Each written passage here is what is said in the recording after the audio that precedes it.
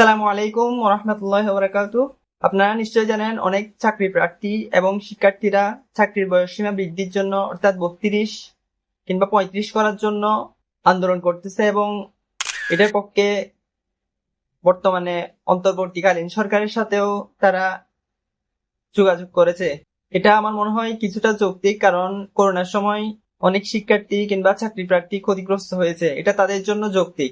কিছু কিছু পদের ক্ষেত্রে চাকরির বয়সসীমা 32 কিংবা 35 হতে পারে, তবে সব ক্ষেত্রে 32 কিংবা 35 চাকরির বয়স সীমা দেওয়া এটা আমার মনে হয় যুক্তিযুক্ত না। এর চেয়ে বেটার হলো আমাদের শিক্ষার বয়স সীমাটা কমানো। আমরা একাডেমিক যে শিক্ষাটা অর্জন করি এটার বয়স সীমা অনেক বেশি।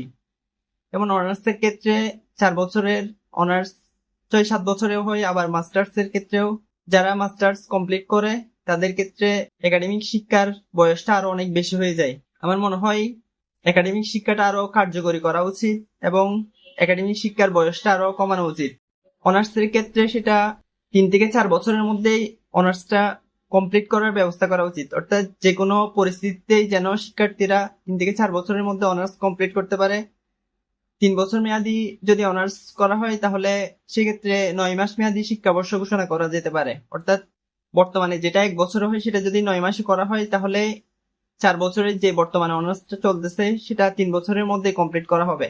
আর এভারেজ সবার জন্য উচ্চশিক্ষার ব্যবস্থা অবশ্যই থাকা উচিত, কিন্তু আমাদের দেশে যারা উচ্চশিক্ষা নেয় তাদের বেশিরভাগ ক্ষেত্রেই তারা যে সার্টিফিকেটটা অর্জন করে সেটা হচ্ছে দেখে দেখে নিজ যোগ্যতায়। অনেকেই এই সার্টিফিকেটটা অর্জন করতে পারে না। ন্যূনতম যে মেধার শক্তিতে সার্টিফিকেটটা অর্জন করা উচিত সেটা অনেকেই পারে না, কারণ আমাদের অনার্স মাস্টার্স এর ক্ষেত্রে যে যুগোপযোগী শিক্ষা ব্যবস্থা দরকার সেটা এখনো আমার মনে হয় আমাদের দেশে কার্যকরী হয় নাই। চাকরির বয়স সীমার সাথে সাথে শিক্ষার্থীরা যাতে 23 থেকে 24 বছরের মধ্যে অনার্স মাস্টার্স কিংবা সর্বোচ্চ 25 বছরের মধ্যে অনার্স মাস্টার্স কমপ্লিট করতে পারে, আমার মনে হয় সরকারের এদিক দিয়ে নজর দেওয়া উচিত।